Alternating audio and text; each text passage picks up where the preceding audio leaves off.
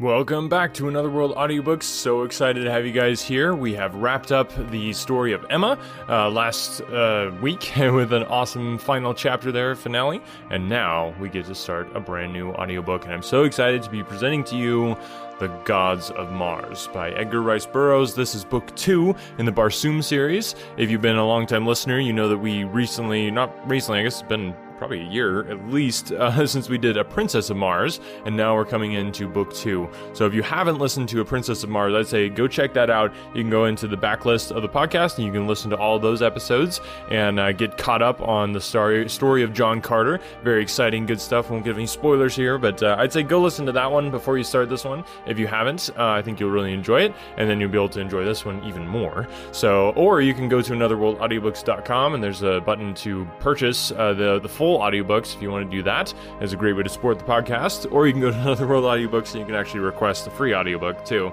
So if you want to do that, you can also get the full version of the audiobook just to listen to it without all the individual episodes, and then that will get you caught up on the story as we jump into the second book in the Barsoom series. I really love these. I think they're a lot of fun. There's good adventure romance type novels, and they're a lot of fun to narrate too, so hope you guys enjoy it. So yeah, let's get into it. Without further ado, I give you The Gods of Mars. The Gods of Mars. Written by Edgar Rice Burroughs. Narrated by Brady Smith. Forward. 12 years had passed since I laid the body of my great-uncle, Captain John Carter of Virginia, away from the sight of men in that strange mausoleum in the old cemetery at Richmond. Often had I pondered on the odd instructions he had left me governing the construction of his mighty tomb, and especially those parts which directed that he be laid in an open casket, and that the ponderous mechanism which controlled the bolts of the vault's huge door be accessible only from the inside. 12 years had passed since I had read the remarkable manuscript of this remarkable man. This man who remembered no childhood, and could not even offer a vague guess as to his age, who was always young, and yet who had dandled my grandfather's great-grandfather upon his knee. This man who had spent 10 years upon the planet Mars, who had fought for the green men of Barsoom, and fought against them, who had fought for and against the red men, and who had won the ever-beautiful Dejah Thoris, Princess of Helium, for his wife, and for nearly 10 years had been a prince of the house of Tardos Mors, Jeddak of Helium. 12 years had passed since his body had been found upon the bluff before his cottage, overlooking the Hudson, and oft-times during these long years I had wondered if John Carter were really dead, or if he again roamed the dead sea bottoms of that dying planet. If he had returned to Barsoom to find that he had opened the frowning portals of the mighty atmosphere plant in time to save the countless millions who were dying of asphyxiation, on that far-gone day that had seen him hurtled ruthlessly through 48 million miles of space back to Earth once more. I had wondered if he had found his black-haired princess, and the slender son he had dreamed was with her in the royal gardens of Tardos Mors, awaiting his return. Or had he found that he had been too late, and thus gone back to a living death upon a dead world? Or was he really dead after all, never to return either to his mother Earth or his beloved Mars? Thus was I lost in useless speculation one sultry August evening, when old Ben, my body servant, handed me a telegram. Tearing it open, I read, "Meet me tomorrow, Hotel Raleigh, Richmond. John Carter." Early the next morning I took the first train for Richmond, and within 2 hours was being ushered into the room occupied by John Carter. As I entered, he rose to greet me, his old-time cordial smile of welcome lighting his handsome face. Apparently, he had not aged a minute, but was still the straight, clean-limbed fighting man of 30. His keen gray eyes were undimmed, and the only lines upon his face were the lines of iron character and determination that always had been there since I first remembered him, nearly 35 years before. "Well, nephew," he greeted me, "do you feel as though you're seeing a ghost, or suffering from the effects of too many of Uncle Ben's juleps?" "Juleps, I reckon," I replied, "for I certainly feel mighty good, but maybe it's just the sight of you again that affects me. You've been back to Mars. Tell me, and Dejah Thoris, You found her well and awaiting you." "Yes, I've been to Barsoom again, but it's a long story, but too long to tell in the limited time I have before I must return. I have learned the secret, nephew, and I may traverse the trackless void at my will, coming and going between the countless planets as I list, but my heart is always in Barsoom, and while it is there in the keeping of my Martian princess, I doubt that I shall ever again leave the dying world that is my life. I have come now because my affection for you prompted me to see you once more before you pass over forever into that other life that I shall never know, and which, though I have died thrice, and shall die again tonight as you know death, I am as unable to fathom as you are. Even the wise and mysterious Therns of Barsoom, that ancient cult which for countless ages has been credited with holding the secret of life and death in their impregnable fastness upon the high slopes of the mountain of Ots, are as ignorant as we. I have proved it, though I near lost my life in the doing of it. But you shall read it all in the notes I have been making during the last 3 months that I have been back upon Earth." He patted a swelling portfolio that lay on the table at his elbow. "I know that you are as interested in that you believe, and I know that the world too is interested, though they will not believe for many years. Yes, for many ages, since they cannot understand. Earthmen have not yet progressed to a point where they can comprehend the things that I have written in these notes. Give them what you wish of it, what you think will not harm them, but do not feel aggrieved if they laugh at you." That night I walked down to the cemetery with him. At the door of his vault he turned and pressed my hand. "Goodbye, nephew," he said. "I may never see you again, for I doubt that I can ever bring myself to leave my wife and boy while they live, and the span of life upon Barsoom is often more than 1,000 years." He entered the vault. The great door swung slowly to. The ponderous bolts grated into place. The lock clicked. I have never seen Captain John Carter of Virginia since. But here is the story of his return to Mars on that other occasion, as I have gleaned it from the great mass of notes which he left for me upon the table of his room in the hotel at Richmond. There is much which I have left out, much which I have not dared to tell, but you will find the story of his second search for Dejah Thoris, Princess of Helium, even more remarkable than was his first manuscript, which I gave to an unbelieving world a short time since, and through which we followed the fighting Virginian across Dead Sea bottoms under the moons of Mars. Signed, E.R.B. Chapter 1. The Plant Men. As I stood upon the bluff before my cottage on that clear, cold night in the early part of March, 1886, the noble Hudson flowing like the gray and silent spectre of a dead river below me, I felt again the strange, compelling influence of the mighty god of war, my beloved Mars, which for 10 long and lonesome years I had implored with outstretched arms to carry me back to my lost love. Not since that other March night in 1866, when I had stood without that Arizona cave in which my still and lifeless body lay wrapped in the similitude of earthly death, had I felt the irresistible attraction of the god of my profession. With arms outstretched toward the red eye of that great star, I stood praying for a return of that strange power which twice had drawn me through the immensity of space, praying as I had prayed on 1,000 nights before during the long 10 years that I had waited and hoped.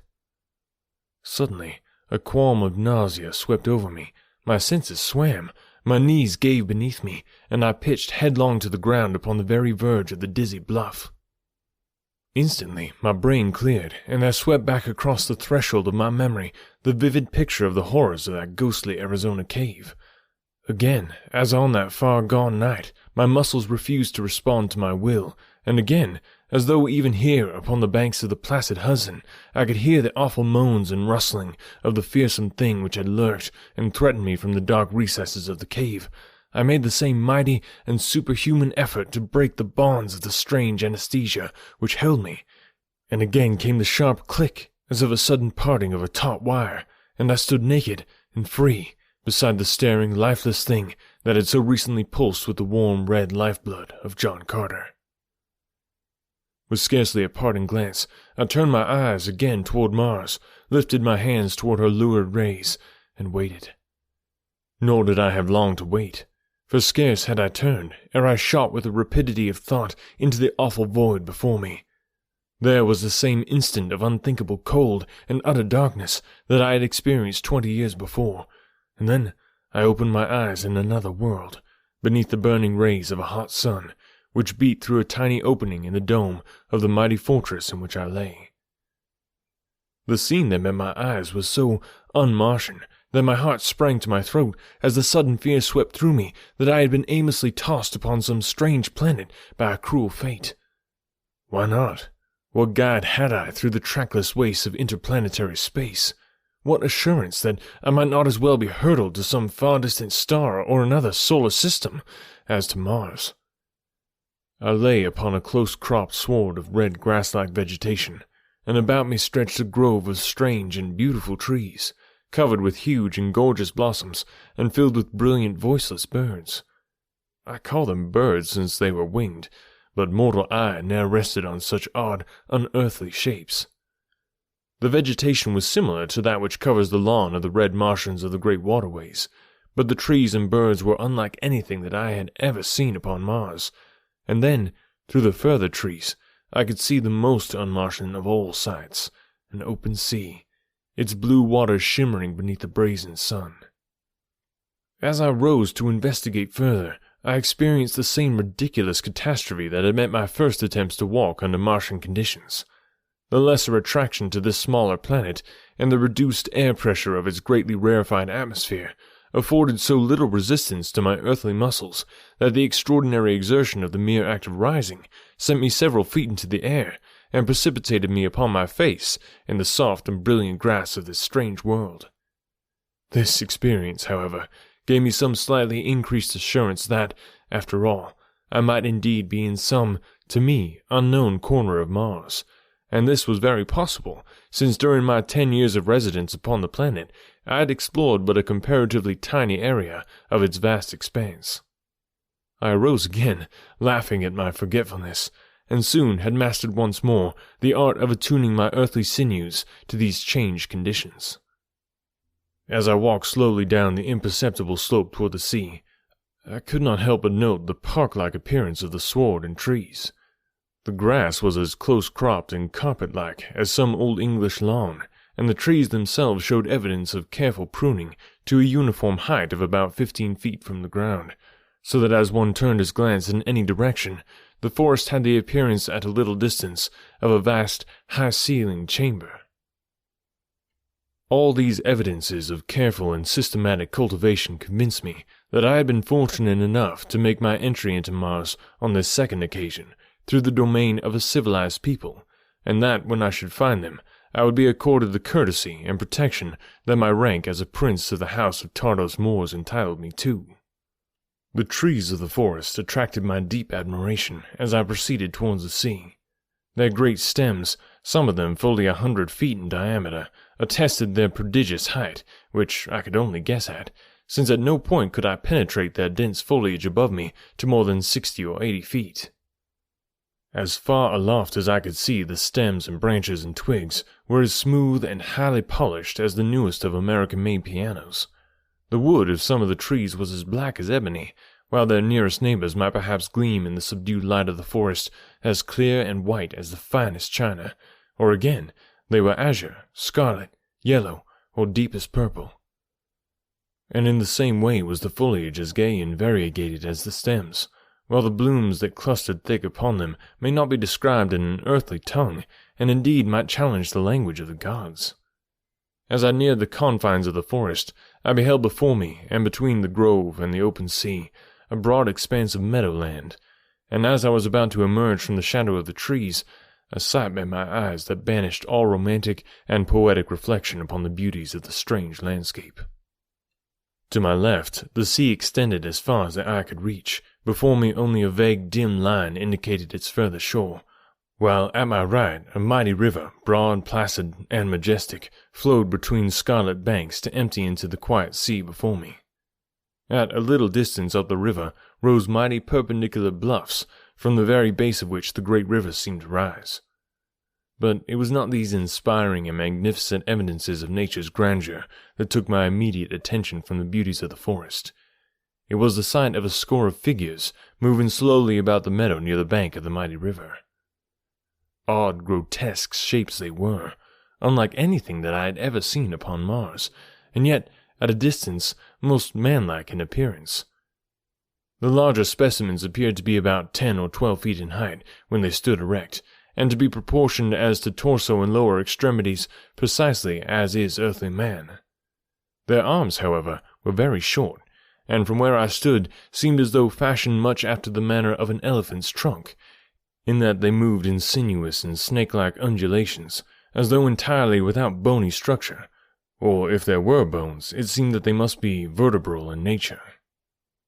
As I watched them from behind the stem of a huge tree, one of the creatures moved slowly in my direction, engaged in the occupation that seemed to be the principal business of each of them, and which consisted in running their oddly shaped hands over the surface of the sward, for what purpose I couldn't determine. As he approached quite close to me, I obtained an excellent view of him, and though I was later to become better acquainted with his kind, I may say that that single cursory examination of this awful travesty of nature would have proved quite sufficient to my desires had I been a free agent. The fastest flyer of the heliometric navy could not quickly enough have carried me far from this hideous creature. Its hairless body was a strange and ghoulish blue, except for a broad band of white which encircled its protruding single eye, an eye which was all dead white, pupil, iris, and ball. Its nose was a ragged, inflamed, circular hole in the center of its blank face, a hole that resembled more closely nothing that I could think of other than a fresh bullet wound which has not yet commenced to bleed. Below this repulsive orifice, the face was quite blank to the chin, for the thing had no mouth that I could discover. The head, with the exception of the face, was covered by a tangled mass of jet-black hair, some 8 or 10 inches in length. Each hair was about the bigness of a large angleworm, and as the thing moved the muscles of its scalp, this awful head covering seemed to writhe and wriggle and crawl about the fearsome face, as though indeed each separate hair was endowed with independent life. The body and the legs were as symmetrically human as nature could have fashioned them, and the feet too were human in shape, but of monstrous proportions. From heel to toe they were fully 3 feet long, and very flat and very broad. As it came quite close to me, I discovered that its strange movements, running its odd hands over the surface of the turf, were the result of its peculiar method of feeding, which consists in cropping off the tender vegetation with its razor-like talons, and sucking it up from its 2 mouths, which lie one in the palm of each hand, through its arm-like throats. In addition to the features which I have already described, the beast was equipped with a massive tail about 6 feet in length, quite round where it joined the body, but tapering to a flat, thin blade toward the end, which trailed at right angles to the ground. By far the most remarkable feature of this most remarkable creature, however, were the 2 tiny replicas of it, each about 6 inches in length, which dangled, one on either side, from its armpits. They were suspended by a small stem which seemed to grow from the exact tops of their heads to where it connected them with the body of the adult. Whether they were the young or merely portions of a composite creature, I didn't know. As I had been scrutinizing this weird monstrosity, the balance of the herd had fed quite close to me, and I now saw that while many had the smaller specimens dangling from them, not all were thus equipped, and I further noticed that the little ones varied in size from what appeared to be but tiny unopened buds an inch in diameter through various stages of development, to the full-fledged and perfectly formed creatures of 10 to 12 inches in length. Feeding with the herd were many of the little fellows, not much larger than those which remained attached to their parents, and from the young of that size the herd graded up to the immense adults. Fearsome-looking as they were, I didn't know whether to fear them or not, for they did not seem to be particularly well equipped for fighting, and I was on the point of stepping from my hiding-place and revealing myself to them to note the effect upon them from the sight of a man, when my rash resolve was, fortunately for me, nipped in the bud by a strange shrieking wail, which seemed to come from the direction of the bluffs at my right. Naked and unarmed as I was, my end would have been both speedy and horrible at the hands of these cruel creatures, had I had time to put my resolve into execution. But at the moment of the shriek, each member of the herd turned in the direction from which the sound seemed to come, and at the same instant, every particular snake-like hair upon their heads rose stiffly perpendicular, as if each had been a sentient organism, looking or listening for the source or meaning of the wail. And indeed, the latter proved to be the truth, for this strange growth upon the craniums of the plant men of Barsoom represents the 1,000 ears of these hideous creatures, the last remnant of the strange race which sprang from the original tree of life. Instantly, every eye turned toward one member of the herd, a large fellow who evidently was the leader. A strange purring sound issued from the mouth in the palm of one of his hands, and at the same time he started rapidly toward the bluff, followed by the entire herd. Their speed and method of locomotion were both remarkable, springing as they did in great leaps of 20 or 30 feet, much after the manner of a kangaroo. They were rapidly disappearing when it occurred to me to follow them, and so, hurling caution to the wind, I sprang across the meadow in their wake, with leaps and bounds even more prodigious than their own, for the muscles of an athletic Earthman produce remarkable results when pitted against the lesser gravity and air pressure of Mars.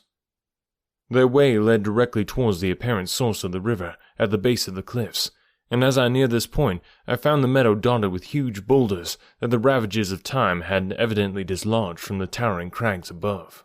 For this reason, I came quite close to the cause of the disturbance before the scene broke upon my horrified gaze. As I topped a great boulder, I saw the herd of plant men surrounding a little group of perhaps 5 or 6 green men and women of Barsoom. That I was indeed upon Mars, I now had no doubt, for here were members of the wild hordes that people the dead sea bottoms and deserted cities of that dying planet. Here were the great males towering in all the majesty of their imposing height. Here were the gleaming white tusks protruding from their massive lower jaws to a point near the center of their foreheads. The laterally placed protruding eyes with which they could look forward and backward, or to either side without turning their heads. Here the strange antenna-like ears rising from the tops of their foreheads, and the additional pair of arms extending from midway between the shoulders and the hips. Even without the glossy green hide and the metal ornaments which denoted the tribes to which they belonged, I would have known them on the instant for what they were, for where else in all the universe is their like duplicated? There were 2 men and 4 females in the party, and their ornaments denoted them as members of different hordes, a fact which tended to puzzle me infinitely, since the various hordes of green men of Barsoom are eternally at deadly war with one another, and never, except on that single historic instance when the great Taj Tarkus of Thark gathered 150,000 green warriors from several hordes to march upon the doomed city of Zodanga to rescue Deja Thoris, Princess of Helium, from the clutches of Thonkosis, had I seen green Martians of different hordes associated in other than mortal combat. But now they stood back to back, facing in wide-eyed amazement the very evidently hostile demonstrations of a common enemy. Both men and women were armed with long swords and daggers, but no firearms were in evidence, else it had been short shrift for the gruesome plant men of Barsoom. Presently, the leader of the plant men charged the little party, and his method of attack was as remarkable as it was effective, and by its very strangeness was the more potent, since in the science of the green warriors there was no defense for this singular manner of attack, the like of which, it was soon evident to me, they were as unfamiliar with as they were with the monstrosities which confronted them. The plant man charged to within a dozen feet of the party, and then, with a bound, rose as though to pass directly over their heads. His powerful tail was raised high to one side, and as he passed close above them, he brought it down in one terrific sweep that crushed the green warrior's skull as though it had been an eggshell. The balance of the frightful herd was now circling rapidly and with bewildering speed about the little knot of victims. Their prodigious bounds and the shrill, screeching purr of their uncanny mouths were well calculated to confuse and terrorize their prey, so that, as 2 of them leaped simultaneously from either side, the mighty sweep of those awful tails met with no resistance, and 2 more green Martians went down to an ignoble death. There were now but 1 warrior and 2 females left, and it seemed that it could be but a matter of seconds ere these also lay dead upon the scarlet sword. But as 2 more of the plant men charged, the warrior, who was now prepared by the experiences of the past few minutes, swung his mighty longsword aloft, and met the hurtling bulk with a clean cut that clove one of the plant men from chin to groin. The other, however, dealt a single blow with his cruel tail that laid both of the females' crushed corpses upon the ground. As the green warrior saw the last of his companions go down, and at the same time perceived that the entire herd was charging him in a body, he rushed boldly to meet them, swinging his longsword in the terrific manner that I had so often seen the men of his kind wield it in their ferocious and almost continual warfare among their own race.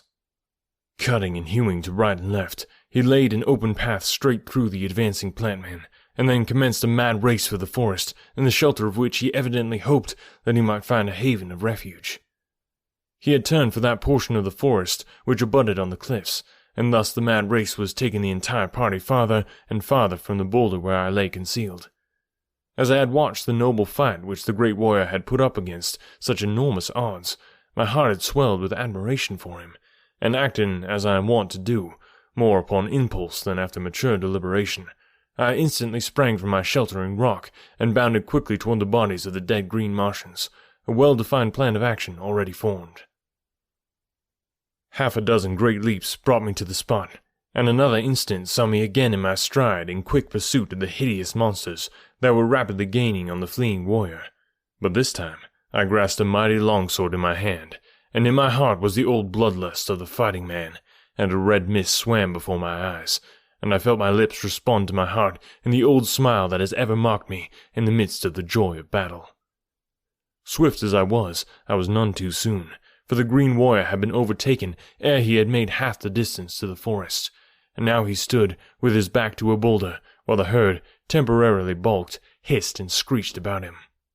With their single eyes in the center of their heads, and every eye turned upon their prey, they did not note my soundless approach, so that I was upon them with my great longsword, and 4 of them lay dead ere they knew that I was among them. For an instant they recoiled before my terrific onslaught, and in that instant the green warrior rose to the occasion, and, springing to my side, laid to the right and left of him as I had never seen but one other warrior do, with great circling strokes that formed a figure 8 about him, and that never stopped until none stood living to oppose him, his keen blade passing through flesh and bone and metal, as though each had been alike thin air. As we bent to the slaughter, far above us rose that shrill, weird cry that I had heard once before, and which had called the herd to the attack upon their victims. Again and again it rose, but we were too much engaged with the fierce and powerful creatures about us to attempt to search out even with our eyes the author of those horrid notes. Great tails lashed in frenzied anger about us, razor-like talons cut our limbs and bodies, and a green and sticky syrup, such as oozes from a crushed caterpillar, smeared us from head to foot, for every cut and thrust of our longswords brought spurts of this stuff upon us from the severed arteries of the plant man, through which it courses in its sluggish viscidity in lieu of blood. Once I felt the great weight of one of the monsters upon my back, and as keen talons sank into my flesh, I experienced the frightful sensation of moist lips sucking the lifeblood from the wounds to which the claws still clung. I was very much engaged with the ferocious fellow who was endeavoring to reach my throat from in front, while 2 more, one on either side, were lashing viciously at me with their tails. The green warrior was much put to it to hold his own, and I felt that the unequal struggle could last but a moment longer, when the huge fellow discovered my plight, and tearing himself from those that surrounded him, he raked the assailant from my back with a single sweep of his blade, and thus relieved, I had little difficulty with the others. Once together, we stood almost back to back against the great boulder, and thus the creatures were prevented from soaring above us to deliver their deadly blows, as we were easily their match while they remained upon the ground.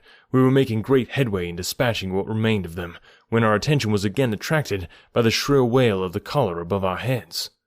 This time I glanced up, and far above us, upon a little natural balcony on the face of the cliff, stood a strange figure of a man, shrieking out his shrill signal. The while he waved one hand in the direction of the river's mouth, as though beckoning to someone there, and with the other pointed and gesticulated toward us. A glance in the direction toward which he was looking was sufficient to apprise me of his aims, and at the same time to fill me with a dread of dire apprehension, for, streaming in from all directions across the meadow, from out of the forest, and from the far distance of the flat land across the river, I could see converging upon us 100 different lines of wildly leaping creatures, such as we were now engaged with, and with them some strange new monsters, which ran with great swiftness, now erect and now upon all fours. "It will be a great death," I said to my companion. "Look!" As he shot a quick glance in the direction I indicated, he smiled. "We may at least die fighting, and as great warriors should, John Carter," he replied. We had just finished the last of our immediate antagonists as he spoke, and I turned in surprised wonderment at the sound of my name. And there, before my astonished eyes, I beheld the greatest of the green men of Barsoom, their shrewdest statesman, their mightiest general, my great and good friend, Tars Tarkas, Jeddak of Thark. Chapter 2. A Forest Battle. Tars Tarkas and I found no time for an exchange of experiences as we stood there before the great boulder surrounded by the corpses of our grotesque assailants, for from all directions down the broad valley was streaming a perfect torrent of terrifying creatures in response to the weird call of the strange figure far above us. "Come," cried Tars Tarkas, "we must make for the cliffs. There lies our only hope of even temporary escape. There we may find a cave or a narrow ledge, which two may defend forever against this motley unarmed horde." Together we raced across the Scarlet Sword, I timing my speed that I might not outdistance my slower companion. We had perhaps 300 yards to cover between our boulder and the cliffs, and then to search out a suitable shelter for our stand against the terrifying things that were pursuing us. They were rapidly overhauling us when Tars Tarkas cried to me to hasten ahead and discover, if possible, the sanctuary we sought. The suggestion was a good one, for thus many valuable minutes might be saved to us, and throwing every ounce of my earthly muscles into the effort, I cleared the remaining distance between myself and the cliffs in great leaps and bounds that put me at their base in a moment. The cliffs rose perpendicular directly from the almost level sward of the valley. There was no accumulation of fallen debris, forming a more or less rough ascent to them, as is the case with nearly all other cliffs I have ever seen. The scattered boulders that had fallen from above, and lay upon or partly buried in the turf, were the only indication that any disintegration of the massive, towering pile of rocks ever had taken place. My first cursory inspection of the face of the cliffs filled my heart with forebodings, since nowhere could I discern, except where the weird herald stood, still shrieking his shrill summons, the faintest indication of even a bare foothold upon the lofty escarpment. To my right, the bottom of the cliff was lost in the dense foliage of the forest, which terminated at its very foot, rearing its gorgeous foliage fully 1,000 feet against its stern and forbidding neighbor. To the left, the cliff ran apparently unbroken across the head of the broad valley, to be lost in the outlines of what appeared to be a range of mighty mountains that skirted and confined the valley in every direction.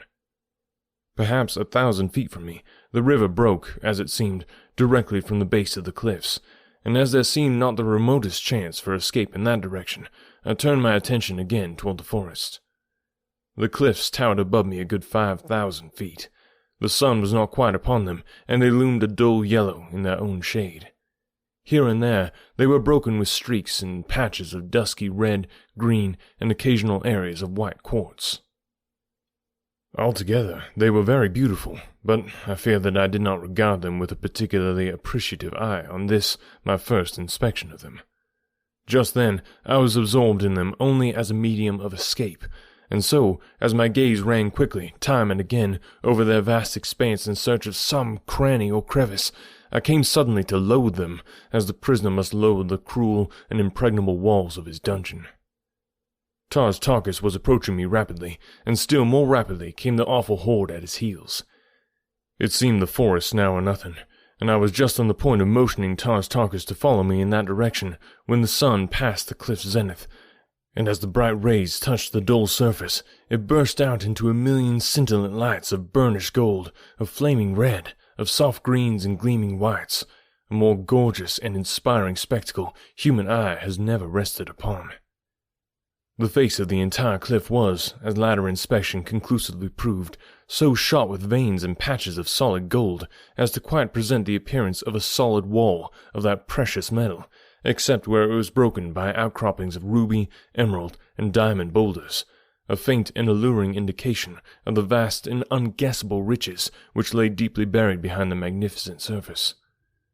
But what caught my most interested attention at the moment that the sun's rays set the cliff's face a-shimmer was the several black spots which now appeared quite plainly in evidence high across the gorgeous wall, close to the forest top, and extending apparently below and behind the branches. Almost immediately I recognized them for what they were, the dark openings of caves entering the solid walls, possible avenues of escape or temporary shelter, could we but reach them. There was but a single way, and that led through the mighty towering trees upon our right. That I could scale them I knew full well, but Tars Tarkas, with his mighty bulk and enormous weight, would find it a task possibly quite beyond his prowess or his skill, for Martians are at best but poor climbers. Upon the entire surface of that ancient planet, I never before had seen a hill or mountain that exceeded 4,000 feet in height above the Dead Sea bottoms, and as the ascent was usually gradual, nearly to their summits they presented but few opportunities for the practice of climbing. Nor would the Martians have embraced even such opportunities as might present themselves, for they could always find a circuitous route about the base of any eminence, and these roads they preferred, and followed in preference to the shorter but more arduous ways. However, there was nothing else to consider than an attempt to scale the trees contiguous to the cliffs in an effort to reach the caves above. The thought grasped the possibilities and the difficulties of the plan at once, but there was no alternative, and so we set out rapidly for the trees nearest the cliff. Our relentless pursuers were now close to us, so close that it seemed that it would be an utter impossibility for the Genek of Thark to reach the forest in advance of them, nor was there any considerable will in the efforts that Tars Tarkas made, for the green men of Barsoom do not relish flight, nor ever before had I seen one fleeing from death in whatsoever form it might have confronted him. But that Tars Tarkas was the bravest of the brave, he had proven thousands of times, yes, tens of thousands, in countless mortal combats with men and beasts. And so I knew that there was another reason than fear of death behind his flight, as he knew that a greater power than pride or honor spurred me to escape these fierce destroyers. In my case, it was love of the divine Deja Thoris, and the cause of the Thark's great and sudden love of life I could not fathom, for it is oftener that they seek death than life, these strange, cruel, loveless, unhappy people. At length, however, we reached the shadows of the forest, while right behind us sprang the swiftest of our pursuers, a giant plant man with claws outreaching to fasten his blood-sucking mouths upon us. He was, I should say, 100 yards in advance of his closest companion, and so I called to Tars Tarkas to ascend a great tree that brushed the cliff's face while I dispatched the fellow, thus giving the less agile Thark an opportunity to reach the higher branches before the entire horde should be upon us and every vestige of escape cut off. But I had reckoned without a just appreciation either of the cunning of my immediate antagonist, or the swiftness with which his fellows were covering the distance which had separated them from me. As I raised my longsword to deal the creature his death thrust, it halted in its charge, and, as my sword cut harmlessly through the empty air, the great tail of the thing swept with the power of a grizzly's arm across the sword, and carried me bodily from my feet to the ground. In an instant the brute was upon me, but ere it could fasten its hideous mouths into my breast and throat, I grasped a writhing tentacle in either hand. The plant man was well muscled, heavy, and powerful, but my earthly sinews and greater agility, in conjunction with the deadly stranglehold I had upon him, would have given me, I think, an eventual victory, had we had time to discuss the merits of our relative prowess uninterrupted. But as we strained and struggled about the tree into which Tars Tarkas was clambering with infinite difficulty, I suddenly caught a glimpse over the shoulder of my antagonist of the great swarm of pursuers that were now fairly upon me. Now, at last, I saw the nature of the other monsters who had come with the plant men in response to the weird calling of the man upon the cliff's face. They were the most dreaded of Martian creatures, great white apes of Barsoom. My former experiences upon Mars had familiarized me thoroughly with them and their methods, and I may say that of all the fearsome and terrible, weird and grotesque inhabitants of that strange world, it is the white apes that come nearest to familiarizing me with the sensation of fear. I think that the cause of this feeling which these apes engender within me is due to their remarkable resemblance in form to our Earthmen, which gives them a human appearance that is most uncanny when coupled with their enormous size. They stand 15 feet in height and walk erect upon their hind feet. Like the green Martians, they have an intermediary set of arms midway between their upper and lower limbs. Their eyes are very close set, but do not protrude as do those of the green men of Mars. Their ears are high set, but more laterally located than those of the green men's, while their snout and teeth are much like those of our African gorilla. Upon their heads grows an enormous shock of bristly hair. It was into the eyes of such as these, and the terrible plant men, that I gazed above the shoulder of my foe, and then, in a mighty wave of snarling, snapping, screaming, purring rage, they swept over me. And of all the sounds that assailed my ears as I went down beneath them, to me the most hideous was the horrid purring of the plant men. Instantly, a score of cruel fangs and keen talons were sunk into my flesh. Cold, sucking lips fastened themselves upon my arteries.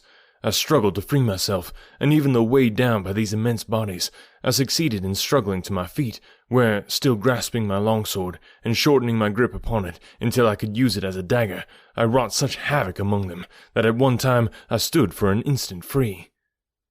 What it has taken minutes to write occurred in but a few seconds. But during that time, Tarkus had seen my plight, and had dropped from the lower branches, which he had reached with such infinite labor, and as I flung the last of my immediate antagonists from me, the great Thark leaped to my side, and again we fought, back to back, as we had done 100 times before. Time and again, the ferocious apes sprang in to close with us, and time and again we beat them back with our swords. The great tails of the plantmen lashed with tremendous power about us, as they charged from various directions, or sprang with the agility of greyhounds above our heads. But every attack met a gleaming blade in sword hands that had been reputed for 20 years the best that Mars had ever known. For Tarkus and John Carter were names that the fighting men of the world of warriors loved best to speak. But even the two best warriors in a world of fighters can avail not forever against overwhelming numbers of fierce and savage brutes that know not what defeat means until cold steel teaches their hearts no longer to beat. And so, step by step, we were forced back.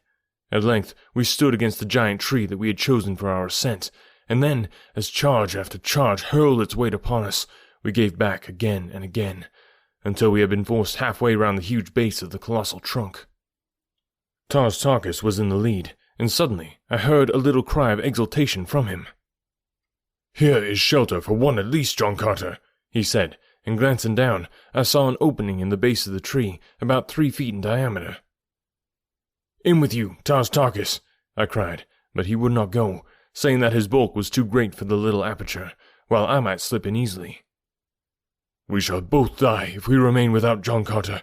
Here is the slight chance for one of us. Take it, and you may live to avenge me.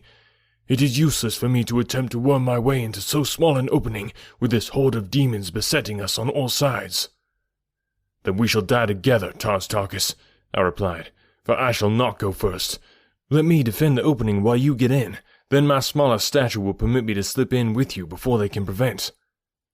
We were still fighting furiously as we talked in broken sentences, punctured with vicious cuts and thrusts at our swarming enemy.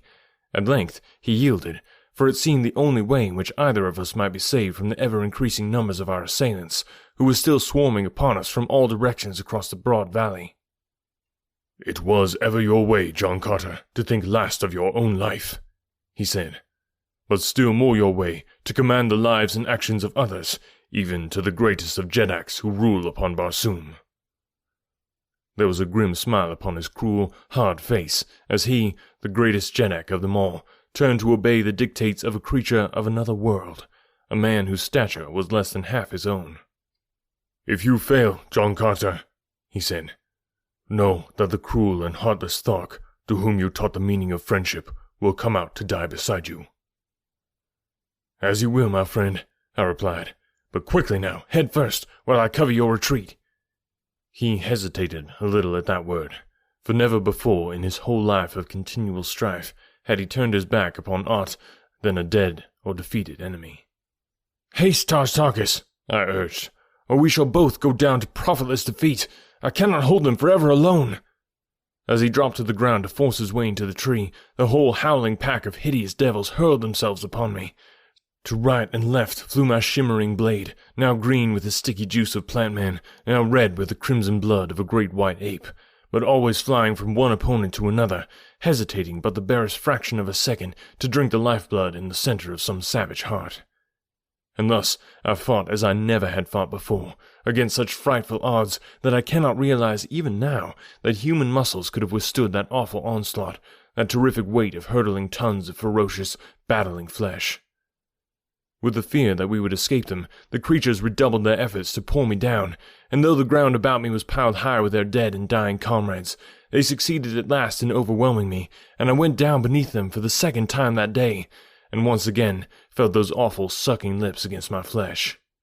But scarce had I fallen, ere I felt powerful hands grip my ankles, and in another second I was being drawn within the shelter of the tree's interior.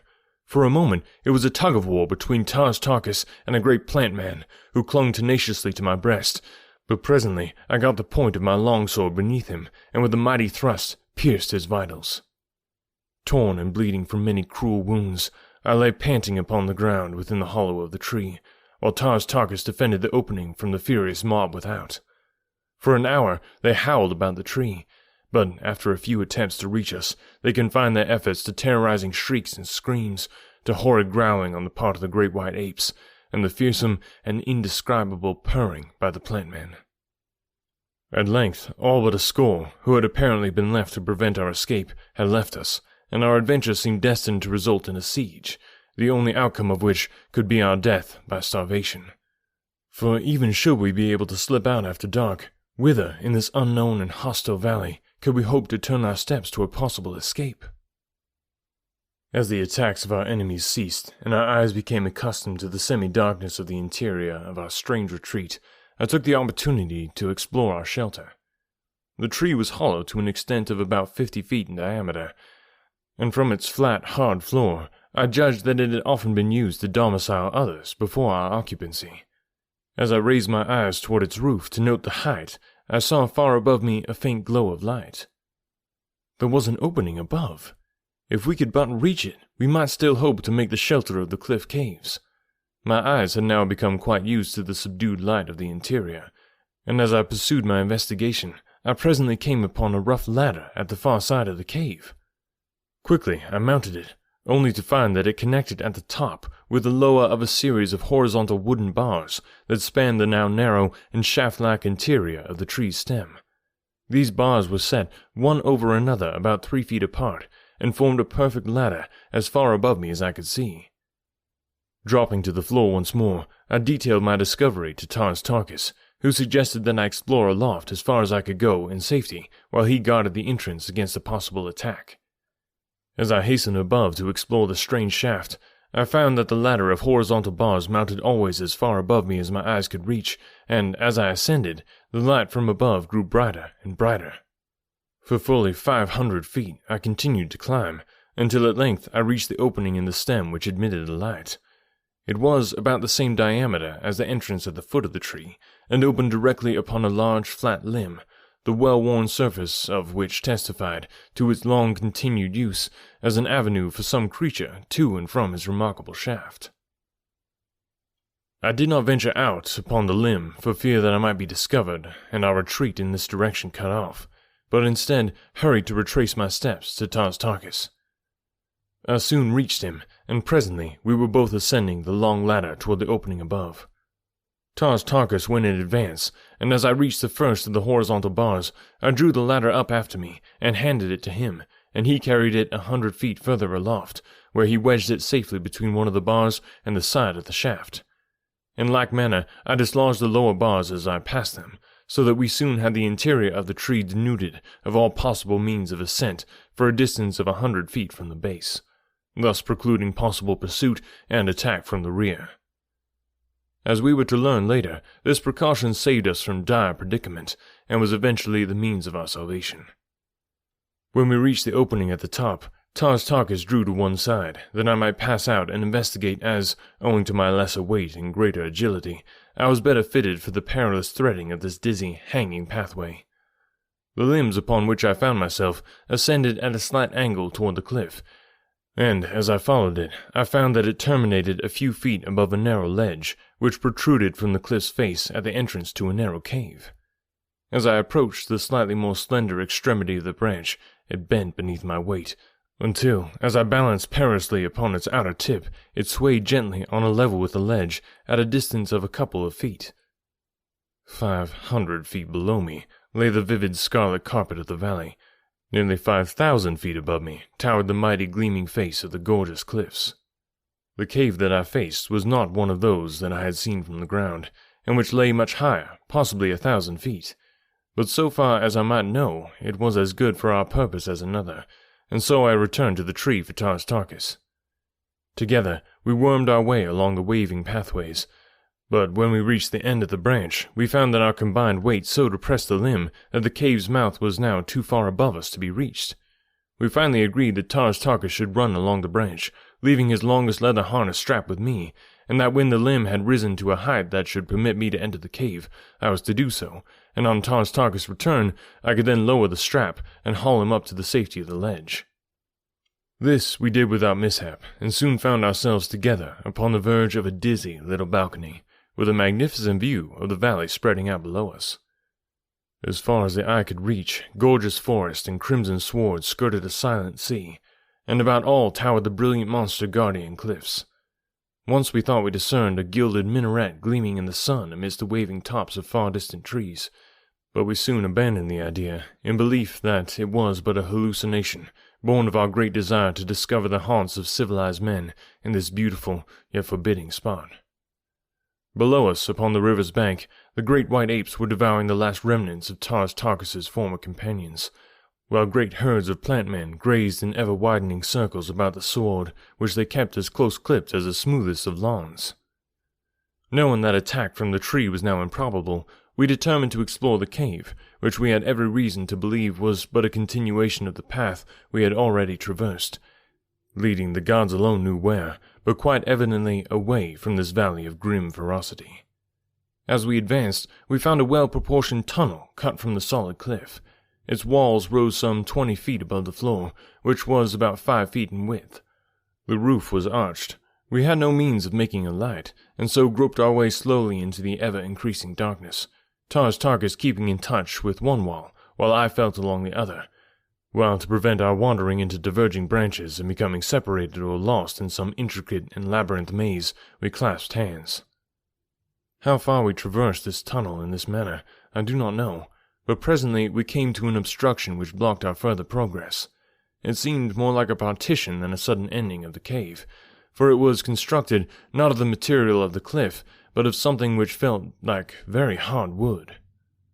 Silently, I groped over its surface with my hands, and presently was rewarded by the feel of the button which as commonly denotes a door on Mars as does a doorknob on Earth.